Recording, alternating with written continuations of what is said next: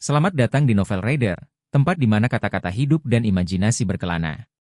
Pada kesempatan kali ini, kita akan menjelajahi dunia cerita dalam sebuah karya fiksi yang luar biasa, The Beginning After the End. Sebuah novel fiksi yang penuh makna, menyentuh hati, dan menghadirkan pengalaman yang mendalam melalui setiap lembarnya. Bersiaplah untuk tenggelam dalam alur yang penuh warna, karakter-karakter yang memikat, dan perjalanan emosi yang tak terlupakan. Mari kita mulai perjalanan kita hari ini. Bab 407, Langkah Lain. Arthur Lewin. Cahaya redup di aula Earthborn Institute tampak kabur saat aku bergegas menuruni lorong-lorong sempitnya, semakin jauh ke dalam labirin terowongan bawah tanah. Tidak ada alarm yang berbunyi, dan para kurcaci yang kulewati tampak tidak menyadari ada sesuatu yang salah. Namun, langkah tergesa-gesaku cukup menarik perhatian, tatapan penasaran dan gugup mengikuti setiap gerakanku. Gelombang aether muncul tiba-tiba lalu lenyap seketika, berasal dari arah laboratorium. Banyak hal bisa menyebabkan fenomena seperti itu, orang, artefak, atau sesuatu yang lebih berbahaya. Aku tahu bahwa Lyra Dreyde berada di institut ini, tetapi itu saja tidak cukup menjelaskan keanehan yang baru saja kurasakan. Apakah tamu kita yang melakukannya? Tanyaku pada Regis. Bukan dia, jawabnya cepat. Kalau kau bertanya soal lonjakan aether tadi, itu bukan ulahnya. Mau aku ikut untuk memeriksanya? Tidak, tetaplah di tempatmu untuk saat ini. YP, keluhnya, kejenuhan dan kejengkelannya terasa melalui koneksi mental kami. Aku bergerak ke arah yang hampir berlawanan, pikiranku tertuju pada Kezes. Dia berjanji membantu mempertahankan di Chatham, tetapi masih belum jelas bentuk bantuan apa yang akan diberikan. Aku tidak bisa mempercayainya sepenuhnya, itu akan menjadi kebodohan besar, dan ada kemungkinan dia justru berbalik arah dan menjadi ancaman. Namun, ini tidak terasa seperti ulah Kezes. Tidak ada keuntungan yang bisa diperoleh dari tindakan semacam itu, sejauh yang bisa kupahami. Pikiranku menuntunku ke sebuah tempat yang sudah dikenal. Dua penjaga kurcaci yang kekar berdiri di depan lab Gideon, masing-masing memegang perisai besar dan tombak. Baju besi mereka berkilauan di bawah penerangan temaram. Saat mereka melihatku mendekat, tubuh mereka menegang sejenak sebelum segera rileks. Serempak, mereka membanting pangkal perisai ke lantai. "Lance, Tuan," seru mereka bersama. Salah satu dari mereka tampak ragu sejenak, lalu menambahkan dengan nada hampir meminta maaf, Gideon telah memberikan perintah tegas agar tidak ada yang mengganggunya. Pintu mendadak terbuka, dan wajah berkacamata Emily muncul. Matanya melebar di balik lensa saat melihat para penjaga, kemudian beralih kepadaku. Mulutnya terbuka, seakan hendak mengatakan sesuatu, tetapi ia segera mengubah pikirannya. "Arthur, kau penyembuh, kan?" katanya terengah-engah, rona merah menghiasi pipinya. "Maksudku, aku senang kau ada di sini." Lalu, ia menoleh pada penjaga. "Cepat panggil penyembuh." Salah satu penjaga langsung memberi hormat dan berlari pergi, baju besinya berdenting di sepanjang lorong. Emily membuka pintu lebih lebar, dan aku melangkah masuk. Ia segera menutupnya kembali, lalu tanpa basa-basi mulai berjalan cepat menuju bagian lain laboratorium. Aku mengikutinya melewati pintu melengkung di ujung ruangan, menuruni tangga menuju aula tersembunyi di bawahnya. Deretan pintu batu berat dengan ukiran rune berjejer di sepanjang dinding. Emily berhenti di depan pintu ketiga di sebelah kanan, menyalurkan mana ke dalam rune, lalu mendorongnya dengan kuat. Di balik pintu, sebuah ruangan gelap dengan langit-langit rendah terbentang. Meja besar tampak diseret ke tengah ruangan, tetapi yang paling mencolok adalah lingkaran pelindung di lantai. Generator perisai kecil terhubung ke kristal mana, siap mengaktifkan kubah perlindungan yang padat jika diperlukan. Gideon duduk bersandar pada dinding, tubuhnya tampak lemah. Rambut abu-abunya berantakan, wajahnya pucat dan ceking, tetapi matanya menyala penuh semangat saat melihatku. "Aku sudah menemukannya," serunya serak, tanpa menghiraukan Emily yang tampak khawatir. "Penganugerahan, artefak, bentuk mantra, semuanya." Seringai manik menghiasi wajahnya, dan kata-katanya mengalir deras seperti air bah. Bagian tersulit adalah pengurutan rune dalam jubah. "Aku menduga sebelumnya itu semacam kata sandi, dan ternyata aku benar. Ada jebakan di dalamnya, jika mana disalurkan secara tidak berurutan, rune itu akan terus menyedot mana sampai pemakainya kehabisan atau lumpuh, bahkan bisa tewas." Dan jangan pikir melepasnya semudah itu, karena ada sabuk pengikat di dalamnya yang harus diposisikan dengan tepat agar aliran mana berjalan sempurna. Gideon menarik napas dalam, dan aku membuka mulut untuk bertanya, tetapi ia sudah melanjutkan.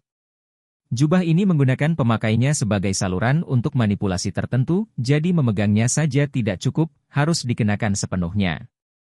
Licik sekali, bukan? Ia menggelengkan kepala, seolah mengagumi kompleksitas rancangan itu. Tapi, lanjutnya dengan suara penuh kemenangan, aku berhasil menemukan urutan yang benar. Ia menunjuk ke Emily, dan saat itu juga, perutku terasa menciut. Emily sedang mengenakan jubah itu. Gideon, kata Emily dengan nada mendesak. Dia telah menyeberangi ruangan dan berlutut di sampingnya saat dia mengoceh, tetapi baru kemudian dia tampaknya memperhatikannya. Masih menyeringai, dia berkata, "Oh, tentu saja.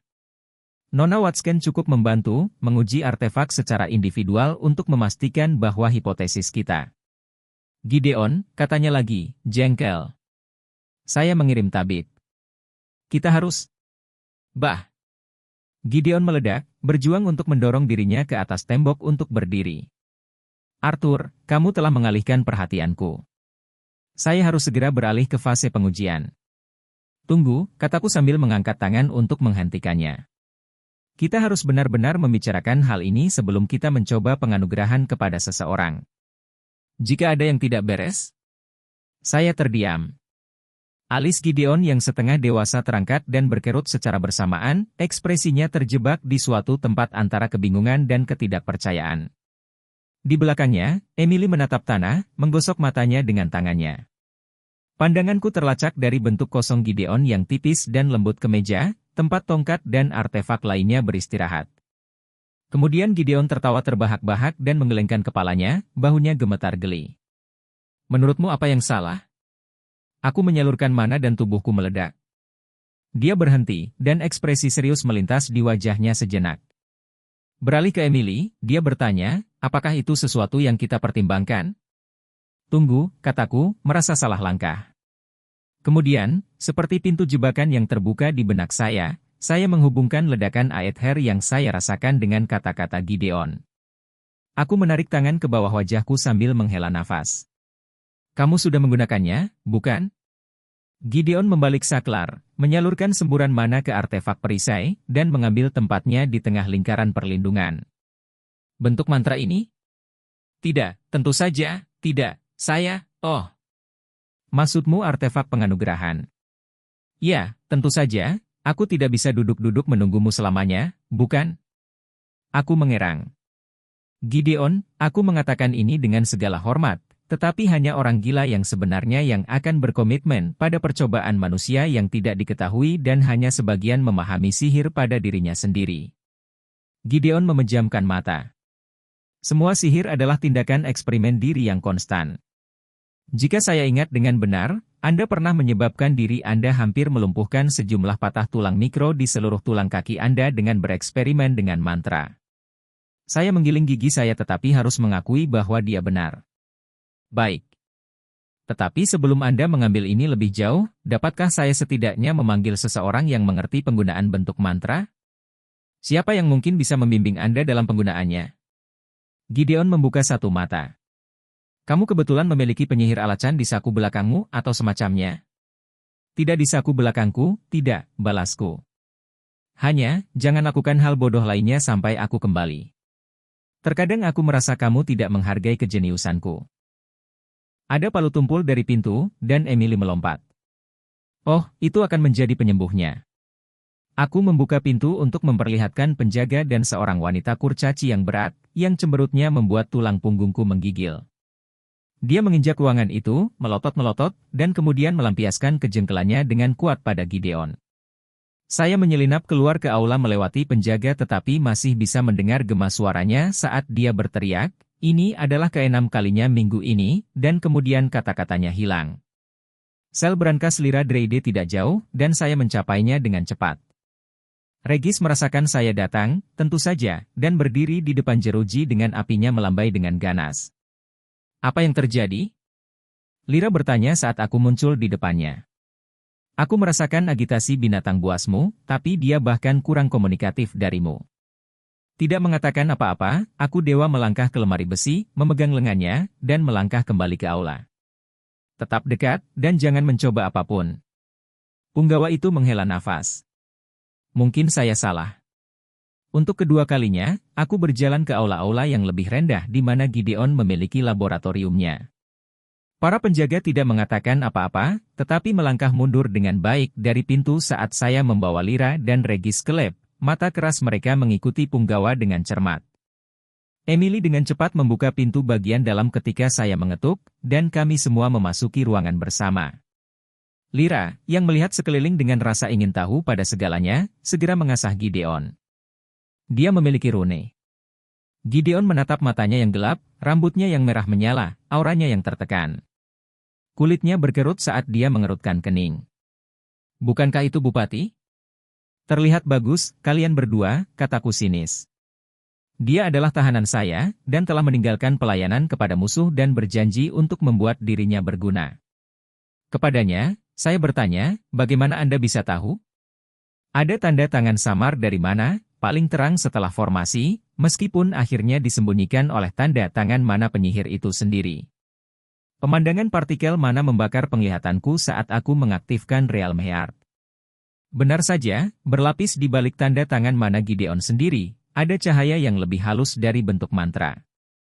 Saat itulah saya memperhatikan intinya sendiri, itu masih terbakar dengan mana, dan di dalam mana kurens ada jejak tipis partikel Aether. Saat saya melihat, pembengkakan mana ini mulai memudar, memungkinkan saya untuk melihat intinya dengan lebih jelas. Itu dengan cepat mengklarifikasi ke warna kuning muda. Gideon mendengus bingung, menggelengkan kepalanya, lalu memejamkan mata. Setelah beberapa saat, dia membuka hanya satu dan menatap Lyra. Jadi saya. Dorong saja mana ke dalamnya atau? Bibirnya membentuk garis tegas saat ia mengangguk. Rasakan itu. Rune itu sendiri kini menjadi bagian dari dirimu, dan kau harus merasakannya. Gideon memejamkan mata lagi, mengerutkan kening dalam-dalam saat ia berkonsentrasi. Dengan Realm Heart masih aktif, aku menyaksikan mana mengalir melalui dirinya dan masuk ke dalam rune. Rune itu bersinar, lalu mana memancar keluar sebelum bergegas menuju tulang punggungnya dan masuk ke otaknya. Gideon tersentak. Bibirnya bergerak, tetapi tak ada suara yang keluar. Apa itu? Tanya Emily, jemarinya meremas buku-buku jarinya yang memutih di depan jubah upacaranya. Profesor Gideon, apakah Anda baik-baik saja? Oh, gumamnya, hampir mengerang. Ini adalah aliran mana terputus saat ia menghentikan penyalurannya. Ia terengah-engah, dan matanya bergerak cepat di bawah kelopak matanya. Lyra menyeringai. Jangan khawatir. Selalu ada kejutan saat mendapatkan rune baru, terutama jika itu adalah rune berperingkat lambang atau lebih tinggi. Akhirnya, mata Gideon terbuka. Aku tidak sepenuhnya mengerti apa yang baru saja terjadi, akunya dengan suara penuh lamunan. Rasanya seperti setara magis dengan minum terlalu banyak kopi dalam waktu yang sangat singkat. Jadi ini rune mental, gumam Lyra, berjalan perlahan mengitari perisai pelindung. Mungkin dari seorang penjaga atau imbuer. Dan ini rune lambang, tentu saja. Tanpa buku referensi yang tepat. Emily mengangkat sebuah buku yang berisi deskripsi semua rune yang bisa diberikan oleh staf khusus ini. Bersenandung pelan, Lyra mengambil buku itu dan membolak-balik halamannya. Ini dia. Pikiran yang terbangun, lambang seorang imbuer. Tidak mengejutkan, meskipun rune tidak selalu selaras dengan pengalaman hidup sebelumnya. Ini hanya tercatat diberikan 2 kali dalam buku ini, tetapi catatan menunjukkan bahwa penguasaannya memungkinkan kedua imbuer tersebut mengubah mana menjadi semacam energi mental, meningkatkan kesadaran dan fokus. Ia mengembalikan buku itu kepada Emily, yang menerimanya dengan kedua tangan seperti anak kecil yang memegang barang berharga.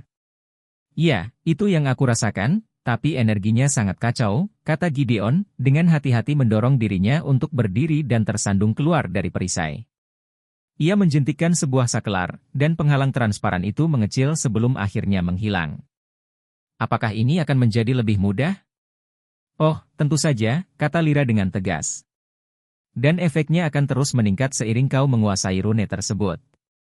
Ketika kau telah sepenuhnya menguasainya, coba lakukan penganugerahan lagi. Mungkin kau akan menerima rune lain yang lebih kuat. Seringkali mereka diberikan secara gratis, meskipun tidak selalu. Emily memandang dari Lyra ke Gideon, lalu ke arahku, sementara ekspresi ngeri perlahan muncul di wajahnya. Jadi dia akan jadi lebih hiperaktif? Aku terkekeh penuh apresiasi, tetapi Gideon sendiri tampaknya tidak memperhatikan. Ia hanya menarik tunik longgar ke tubuhnya dan meregangkan badannya, punggungnya mengeluarkan bunyi retakan seperti kerikil yang berderak di bawah sepatu bot. Kalau begitu, kita lanjut ke percobaan kedua, katanya bersemangat. Ruangan menjadi sunyi saat kami semua memandang artificer tua itu dengan heran. Aku tahu aku mengatakan ini penting, kataku, memecah kesunyian, tetapi kau harus beristirahat dulu. Luangkan waktu untuk memastikan tidak ada efek samping. Gideon mengibaskan jarinya ke wajahku dengan gerakan yang hampir lucu.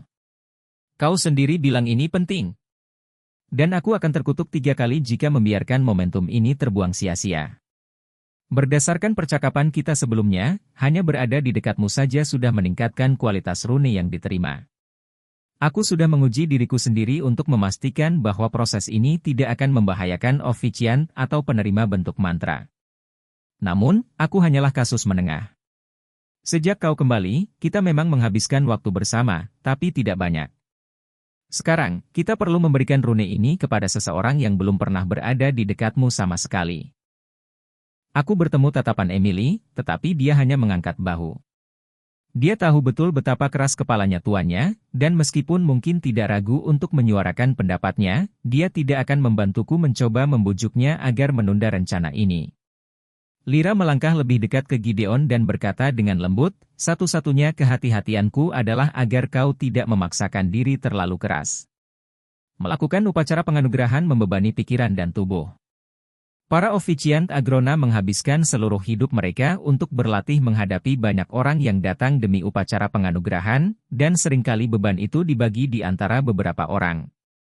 Dia ragu sejenak, lalu menambahkan, aku bersedia menawarkan bantuanku sebagai officiant jika kau mau mengajariku apa yang telah kau pelajari. Tidak, kataku datar, menyilangkan tangan di dadaku.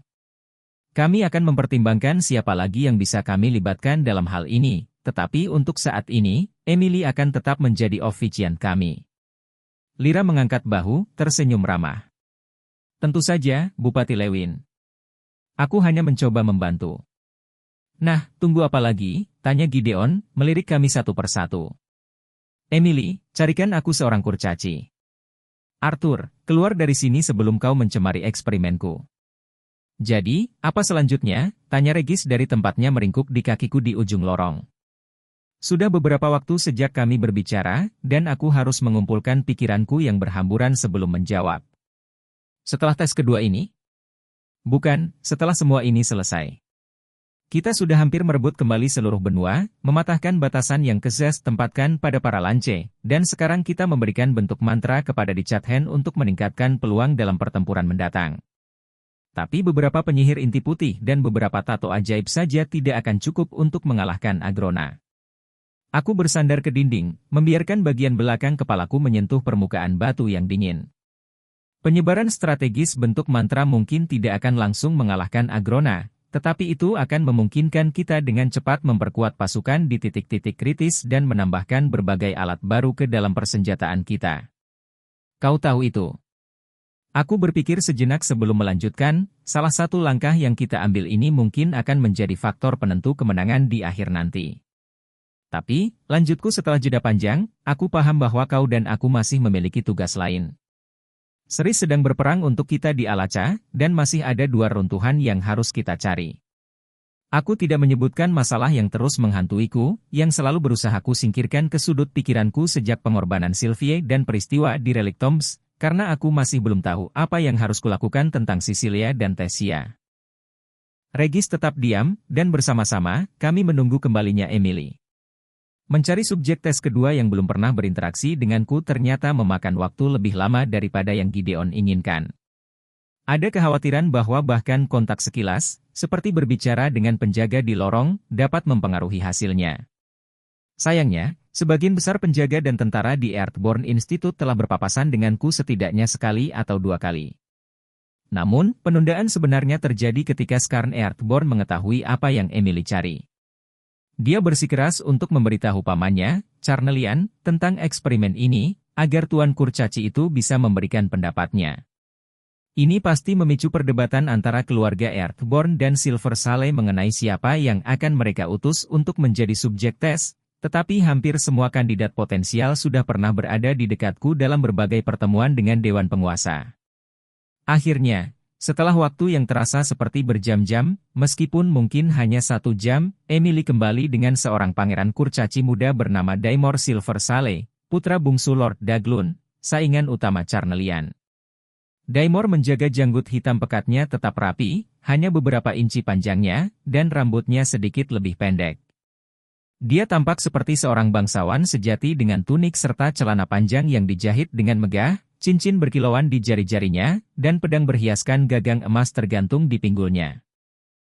Saya, tentu saja, hanya menonton dari ujung lorong dengan Regis di sisi saya. Daimor menatap mata saya sebelum mengikuti Emily ke ruang penganugerahan, dan bibirnya bergerak-gerak di bawah janggutnya. Saya pikir dia tampak gugup, dan kegugupannya semakin terlihat ketika 2 penjaga serta seorang petugas yang telah membuntutinya ke dalam terowongan ini diperintahkan untuk menunggu di luar, di koridor. Meskipun saya tidak dapat menyaksikan prosesnya, sebuah fakta yang cukup mengecewakan, saya tetap mendengarkan suara teredam dari Gideon, Emily, dan Lyra yang menjelaskan semua yang akan terjadi. Namun, saya menghibur diri dengan kenyataan bahwa saya pernah melihat upacara penganugerahan sebelumnya di Maerin dan tahu apa yang akan terjadi. Upacara itu sendiri memakan waktu jauh lebih singkat dibandingkan dengan usaha kami menemukan subjek tes. Ketika pintu terbuka kembali, ketiga kurcaci itu dengan cepat bergegas masuk. Saya mengikuti di belakang mereka, merasa penasaran tapi juga penuh harapan. Tidak ada teriakan panik yang menandakan bahwa kami baru saja membunuh seorang anggota rumah bangsawan Silver Sale. Faktanya, ketika saya mengintip melalui pintu, saya melihat Daimor menyeringai sambil mengusap punggung telanjangnya. Dia mencoba berbalik untuk melihat dari balik bahunya, seolah-olah dia bisa melihat tulang punggungnya sendiri, sementara Gideon mengusir para kurcaci lainnya ke tepi luar ruangan kecil itu. Sekarang, rasakan runenya dan dorong mana MU ke dalamnya. Seharusnya terasa alami, instingtif, kata Lyra. Daimor mengangkat hidungnya ke arahnya dan meludahi tanah. Seperti yang sudah saya katakan, saya tidak menerima perintah dari kotoran alacan, apalagi dari Ratu Jalang Etistin. Sudah cukup, Daimor, kataku tegas. Apa yang kami lakukan ini penting, dan Lyra dari Higblot Dreide ada di sini atas perintah saya. Kurcaci itu berusaha merengut padaku, tetapi matanya yang lebar dan kedutan otot di bawah janggutnya menunjukkan betapa gugupnya dia. Setelah beberapa detik, dia berdehem dan berkata, ayo kita lanjutkan. Benda berdarah ini gatal seperti. Gideon mengisap giginya karena kesal. Baiklah, kalau begitu mungkin kamu akan mendengarkanku. Tetap di dalam lingkaran dan aktifkan bentuk mantra. Daimor mengikuti instruksi Gideon, menempatkan dirinya di tengah lingkaran perlindungan dan menarik napas dalam-dalam, membuat dadanya yang lebar membengkak. Lyra melangkah mundur hingga berdiri di sampingku. Terima kasih, katanya terengah-engah. Karena telah membelaku. Aku tidak membelamu, kataku, menjaga suaraku tetap rendah. Tapi akan sangat membosankan jika setiap percakapan harus diawali dengan serangkaian sumpah serapah yang dilemparkan kepadamu terlebih dahulu. Lyra tidak menjawab, jadi aku mengalihkan fokusku kembali ke Daimor, diam-diam mengaktifkan Realme Art sehingga aku bisa melihat aliran mana. Seperti halnya Gideon, energi itu mengalir dari inti Daimor ke runenya, tetapi kali ini, mantra yang dihasilkan mengalir ke bawah kakinya dan menyentuh tanah. Celah tipis muncul di dalam lingkaran perlindungan, dan api kecil meletus darinya. Aku bisa melihat garis halus di mana rune lingkaran perlindungan menolak aliran mana, mencegah mantra memengaruhi apapun di luar batasnya. Api, tuanku, seru seorang petugas, jelas terkejut. Daimor tertawa, suaranya bergema seperti ledakan meriam. Ah, tapi rasanya aneh. Bagus, tapi aneh. Secara keseluruhan, itu bukan mantra yang mengesankan, tetapi saya tahu Daimor adalah penyihir elemen bumi dengan satu atribut.